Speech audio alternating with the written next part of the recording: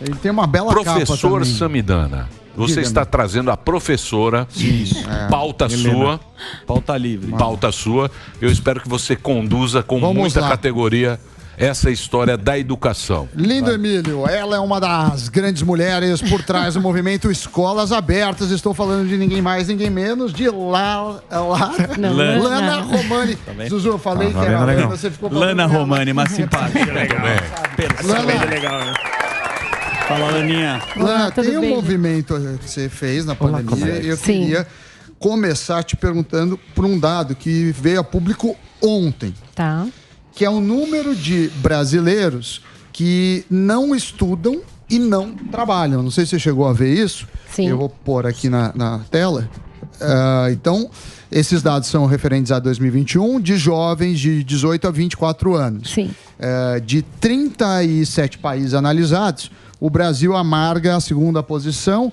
35,9% dos novos jovens não estudam e não trabalham. A gente só fica na frente da África do Sul. Ou seja, 1 a cada 3 jovens que deveria estar estudando ou trabalhando não está.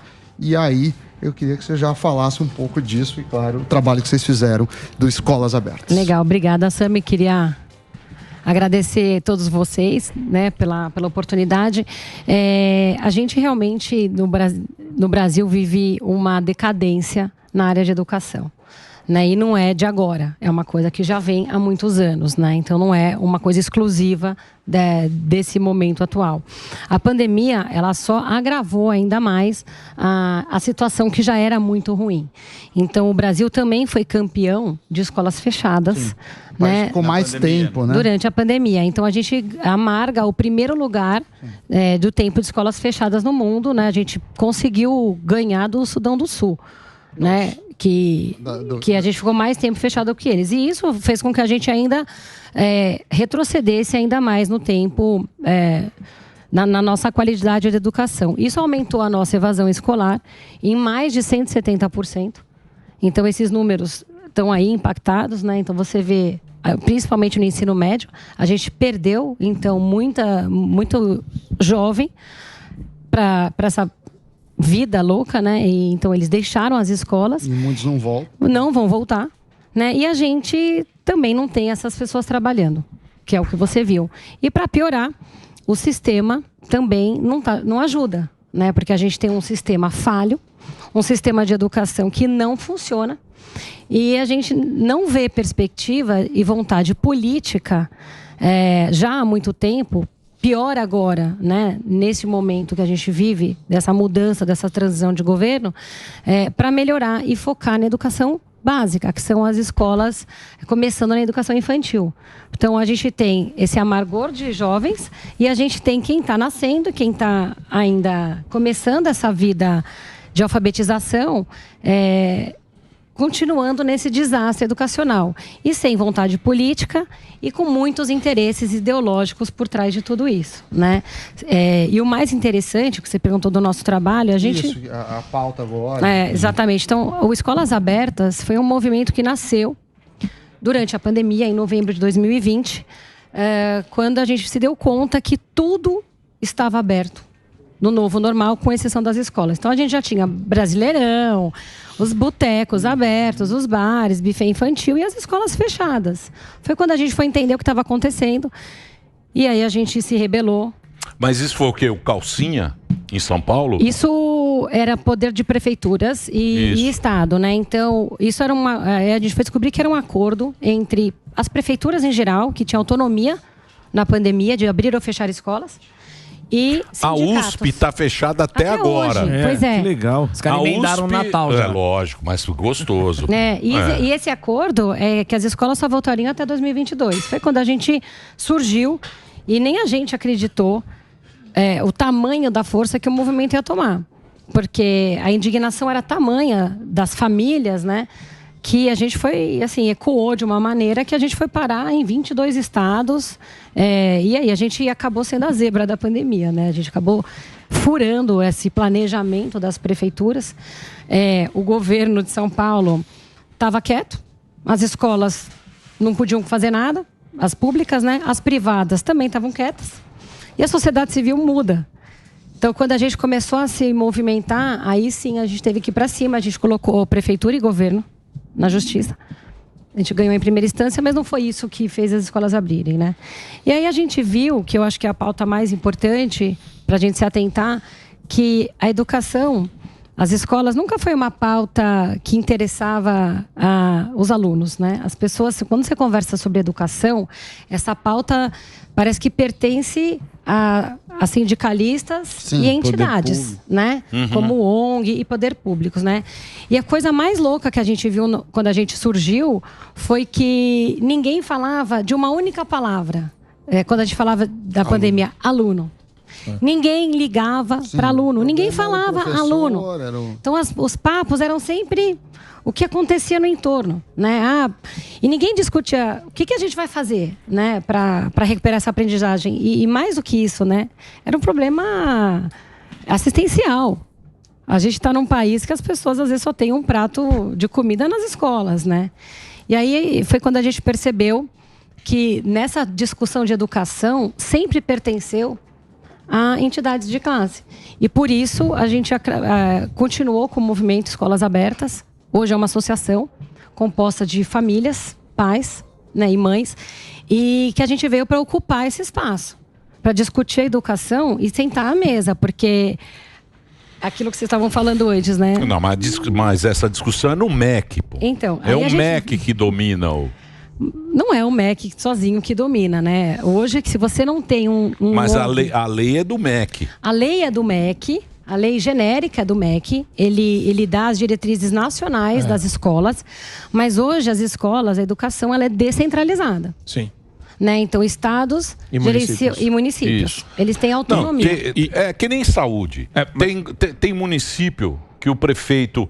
ele prioriza a saúde é boa. Sim. Tem uns que a educação é melhor. Isso vai lá no... Se a pauta interessa. Isso, se a pauta interessa... Mas é que o prefeito... eu queria fazer uma pergunta para a Lana. Não tem muito... no mapeamento de vocês, não existe falta de liderança no âmbito municipal? Porque quando você vai no interior... o sindicato é muito grande e o vereador e o prefeito são pequenininhos. E eles ficam amedrontados pela força desse sindicalismo que tem pautas ideológicas subjacentes também, né? Diferente da educação, da saúde, exatamente isso. Não existe força política, nem vontade política para combater a força hoje dos sindicatos, né? Então, eu acho que esse é o grande problema que a gente vive. E a gente está num momento que pode piorar.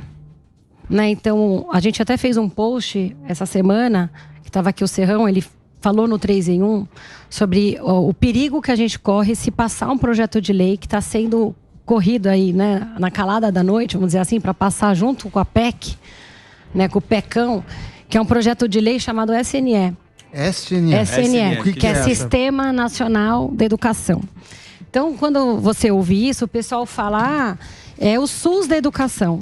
Então é importantíssimo, a gente está num momento tão polarizado que é importantíssimo a gente se atentar a esse tema. Esse SNE, do jeito que ele está escrito, esse projeto de lei, se ele passar desse jeito... Estão tentando ir na calada. Está tentando entrar junto com o PEC, enquanto está todo mundo aí discutindo o ministério, né, inchaço dos ministérios, o rombo do orçamento e tal, ele vai engessar ainda mais a educação. Ele tende a tirar... Mas dá um exemplo. Ele tende a tirar dos municípios, dos estados e das escolas particulares a gestão. Então, por exemplo, o que isso muda hoje na vida de um afegão médio, como você fala? Né? Se eu quero ajudar uma escola pública, recebi uma herança, eu quero ajudar uma escola pública, eu quero ir lá e vou melhorar essa escola. Para contribuir. E eu vou ter que seguir aquelas regras dentro de uma cartilha que já existe hoje, mas pertence ao município e estado, mas a partir de um SNE do jeito que está... unificado. Exato, quem vai decidir as decisões é um grupo quem vai decidir o que vai ser dado para o aluno. Se a gente pode contratar professor de fora, por exemplo. Não, porque eu tenho que contratar apenas professores concursados. Não, eu vou trazer uma metodologia de alfabetização, sei lá, que é o que é dado nos Estados Unidos, que é o método fonético. Não tem liberdade, você fala que tira a liberdade. A liberdade da escola. Da escola. E isso também traz um problema para as escolas privadas. Né? Porque a gente vive hoje numa sociedade onde as escolas privadas, o pessoal fala, não, mas eu pago a minha escola. É verdade. Você paga a sua escola como a gente também paga a escola pública, porque a gente é contribuinte. Mas, a partir do momento... Mas você não acha que isso aí também é um pouco dos pais, dos alunos, que também não se interessam muito por isso, não estão lá cobrando? Porque eu acho que se o cara vai lá e cobra, se você vai lá, porque você põe o filho na escola, é que se dane, né? Que se dane. Mas numa particular, acredito. Não. Eu digo no geral. Sim. Eu digo no geral. Os pais não se preocupam muito com filhos hoje em dia. Você coloca na escola e fala, não, tá na escola, beleza. Tá, vai ser bem cuidado. Quando dá treta, não, a culpa é da escola. A escola que fez isso. Existe Tem uma muito falta, isso assim, também, de né? participação dos pais. Mas o problema que a gente precisa ver é que vai piorar se isso passar. Porque ele pode interferir, inclusive, no conteúdo dado em sala de aula da escola particular. Então, mas você é escola particular, né? Escola de rico. Aonde meus filhos estudam? Não, eu digo assim... projeto, escolas abertas. Não, o projeto Escolas Abertas... O Sam é filho de rico, o Zuzu também. Não é dele, não. Meus filhos estudou na granja. Não, dele não. Humildão. Não. Gente aqui. Deixa eu falar. Meus filhos estudaram no Rio Branco, de Cotia. Sim. Estudaram lá no Rio Branco de Cotia também, que é uma escola classe média. É uma escola que pro Brasil é que não é escola... Eu estudei... Pera aí, eu não tô zoando. Eu estudei no EPG. Eu também. Mas na época era boa, né? Bom, não sei se era boa ou não. Era o que tinha. Eu estudei no EPG. Escola é o que tem. Escola é o que tem. Agora, como é que você vai melhorar isso? É o pai que tem que encher o saco? Tá nos pais e alunos e não sei o quê, que não vão lá, que não trabalham. Exatamente. Entendeu? A gente sabe. A gente, pais, tem que na minha época, escola pública, escola particular era pior. Eu sei. Era uma merda, só ia quem era repetente. Quem era repetente fazia lá o supletivo santinês. Era uma merda isso. E aí, num determinado momento, ficou ao contrário. Hoje em dia a escola particular é a boa e a pública é ruim. Por que aconteceu isso? Não me pergunte, porque eu não tenho a menor ideia. Por quê? Por quê? Bom, o Escolas Abertas, como você perguntou, não é um movimento para escolas particulares, não. Ele foi um movimento que nasceu para a abertura das escolas públicas e particulares, em geral. Tanto que, se fosse olhar isso, os nossos filhos aqui estavam estudando online, mas estava tudo bem, né, entre aspas. Mas o que a gente pode fazer, né? Por que a educação piorou tanto é justamente por falta da participação dos pais na mesa. Então, hoje, você só tem espaço se você tem um grande lobby ou advocacy em Brasília. E quem é chegado, né, ou no governo. Quando você chega lá, quem que trata tudo isso? Quem que escreve as leis? Né? São as ONGs, são os sindicatos. Quem tem passagem para pagar o avião para ir para lá. Mas ninguém pergunta do aluno. Cadê a voz do aluno? Então, o texto, por exemplo, desse SNE, ele aparece a palavra aprendizagem uma vez. Não aparece a palavra família em nenhum momento. Então, não existe, a gente acredita, é porque foi redigido por entidades de classe. Sim. Mas passou da hora da sociedade acordar, né? E a gente exigir os nossos direitos nesse sentido e ocupar esse papel. E não deixar passar desse jeito. Então, mas o que você faz para isso aí? Qual é a ideia do projeto? A ideia é que a gente possa, junto com essas entidades de classe e também os profissionais de educação, que a gente possa juntos melhorar esse SNE. Porque do jeito que está, ele só vai engessar mais a educação, vai tirar a autonomia dos estados, municípios e das famílias.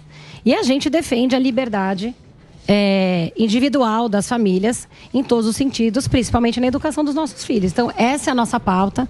É o que a gente mais busca hoje e a gente precisa a importância de trazer isso para a população, se atentar ao que está acontecendo lá em cima. Isso vai... Desculpa, entre as pautas do Superman que ele traz aqui, de ideologia, que tem doutrinação. E tem uma que eu acho mais importante, Lana, que você já deve ter falado também. Mas isso aí também é sorte, né, Superman? Não, eu acho o seguinte, você quer empoderar o pobre, você dá o poder de escolha para ele. Deixa eu falar. E o problema de você centralizar muito, ele fica preso numa estrutura burocrática que remete a Brasília e não consegue escolher. Se você dá um voucher pro pobre, ele consegue escolher. Pode ser escola pública, pode ser escola privada. E ele tem essa oportunidade. Por exemplo... Mas acho que não é assim.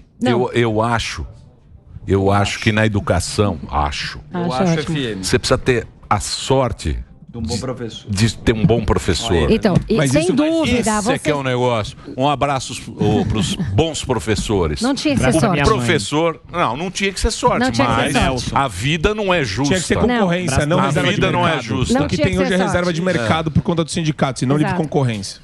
Só fazendo na mesma linha que você está pensando, por que todos os serviços públicos... Né? Porque vamos lembrar, o governo está aqui para prestar serviço para a população. Todos os serviços públicos que não atendiam a população ou não atendem a população, não tem qualidade, eles buscam alternativas, né? Para prover serviço. Então você tem lá no SUS. Os melhores exemplos do SUS são parceria público-privada, PPP. Olha o Einstein administrando... mas é mais ou menos... Mais ou menos. Não tem Einstein no SUS. Não, tem, ele é só tinha lá na Paraisópolis. Não tem, não. Tem sim, amigo. É pouquinho, é 5 pessoas. Mas por que só na educação eles não tentam? Por que tem tanta resistência de você tentar alternativas para a população? Aí você vê tanta gente lá em Brasília, né, que estudou, conseguiu bolsa em escola particular para conseguir estudar em Harvard, por exemplo. Né? O que é bolsa, gente? É um voucher. E aí ela vai para Harvard, quando volta aqui vem com esse papo de 100% estatal. Por que o governo não pode prover a educação, pagar a educação e concorrer com a e não ter uma parceria público-privada? Então a gente, enquanto movimento, o que a gente quer é isso. São alternativas para melhorar a educação. Porque se você pegar os dados internacionais que o Brasil participa, nos últimos 20 anos, a gente só caiu em educação. Então, a gente continua apostando num sistema que não funciona. E aí mas precisa ver também um aluno vagabundo. Isso, né? Tem muito também. Tem muito no Brasil. Eu sei, mas não é ele que rege a Não, mas não massa, vem, não adianta você dar uma escola nível Samidana, é só um. Você não falou nada, hein, Sam? Ele tá quietinho. Ele tá pagando a matrícula. Você trouxe a pauta, ficou quieto. Não, pauta maravilhosa. Ele concorda. Parabéns pelo trabalho, Lana. Eu concordo que muito boa essa questão de voucher eu acho importante, porque você gasta o dinheiro. As pessoas confundem que serviços que não são cobrados na hora do uso são gratuitos. Exato. A gente paga o SUS, a gente paga esse serviço. E a questão é quanto se gasta por aluno, que não é pouco no Brasil. Não. Se a gente comparar com outros países do mundo, a gente gasta bastante por aluno. Sim. Por na isso, saúde também. Na saúde também. O Brasil gasta muito. O Brasil gasta muito. Só que não entrega. Se bobear, se a você gente pegar, gasta mais que outros países desenvolvidos. Não, se você pegar, a gente gasta igual o país da Escandinávia. Sim, aqui, em saúde e educação. Mas não dá 6% do PIB. Mas aí tem a Corrupsex. Aí o cara deu aí tem. Mas se você tiver uma concorrência, fala assim, ó, tô aqui. É isso. Você vai estudar. Você custa R$5.000 por mês. Mas aí teve lá aquele IFES lá, como é que chama? FIES. Não, pelo amor de Deus. Pelo amor de Deus. Mas aí você teria que classificar. Então, mas aí você teria que classificar os fiéis, as escolas. Lembra disso ou não? E perder os seus. Assim, deixa eu falar. Vou financiar isso aí, determinado nível para cima. Isso aí eu acho uma discussão muito bacana que você trouxe aqui. Vamos marcar outro dia para a gente discutir isso. Mas eu acho também que depende muito dos pais, depende muito do interesse. Depende do interesse dos pais, da sociedade. Que nada como a sociedade organizada para fazer virar a máquina pública. A gente ouviu isso do governador quando a gente abriu as escolas. É isso aí, Lana. Cheio de vaca sagrada esse tema. Você resvala na questão do voucher, a galera fica maluca do sindicato. O pessoal fica falando, não funciona. Mas, gente, alguém tentou? E vem com esse papo, a gente vai arrumar a educação daqui 15 anos. Faz um encarte no ar. Pergunta se a mãe que acabou de ter um filho de 5 anos, ela quer esperar 15 anos para o filho dela estar preparado para o mundo. Isso então, aí. Tá fácil, né? Muito obrigado, a gente conversou. O Instagram é escolas.abertas, o Twitter escolas_abertas. Você entra lá para conhecer esse movimento de sociedade civil que luta pela recuperação da aprendizagem com foco no aluno. Mas tem muito vagabundo também. Tem, honesto. Normal. Claro que tem. Lógico, né, Zuzu? Olha lá o Zuzu. Tem uns que colam na economia. Olha lá o Zuzu. O Zuzu gasta 7 pau de escola. Nem aparece lá. Você foi generoso. Ele quer mudar o futuro. Tem uns caras que não estudam direito.